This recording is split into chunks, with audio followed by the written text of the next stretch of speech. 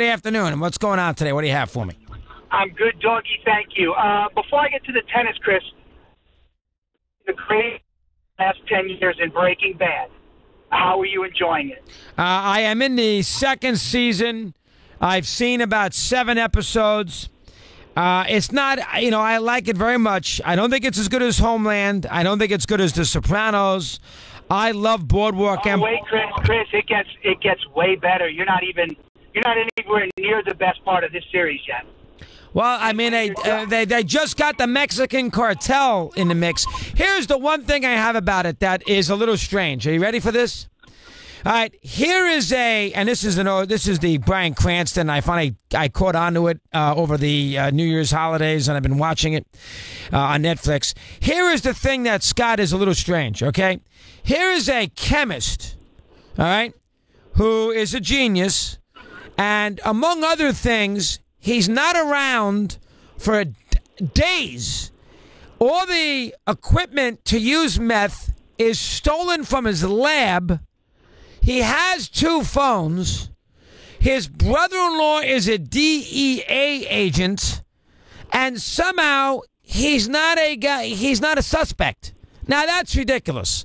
Anybody who is got the wherewithal to cook meth, where the equipment to do so came from his high school science lab, his brother is a DEA specialist, and he's never around. How is he not a suspect? It's a little strange that he's not a suspect. Am I right or wrong?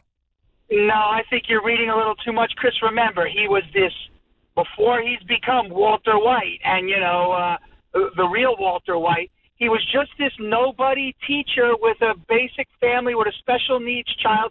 You would never have thought that guy is going to be the king of Southwestern meth production. No way. No way you would have thought that. Yeah, I don't know. I mean, to me, if I'm a DEA agent whose main job is to be suspicious of everybody, the guy's never there. All the equipment was stolen from his unit. Then he gets caught to explain his disappearance by being nude in a supermarket. I mean, I'm sorry. You have to. Chris, he was going through cancer treatment, so he had that backup. As some of the medicines could have made him loopy. I know he did, but I mean, you're telling me you wouldn't the fact that the equipment was stolen from his lab would make you a suspect, no? No, and he didn't steal that much stuff from his lab. Here's the other thing real quick before I get to the tennis.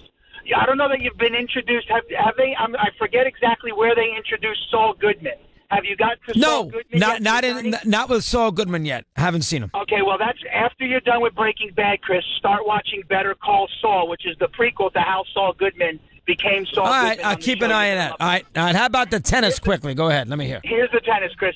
I heard your caller earlier. You can't compare eras in tennis for 2 reasons. The tennis racket and the ball.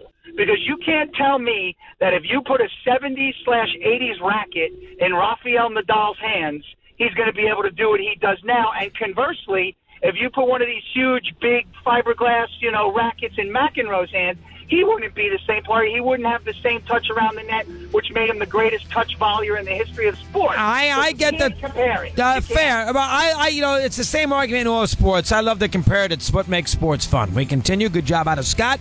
Hour 1 in the books. Eddie promises lots of guests the rest of the day. Stick with us.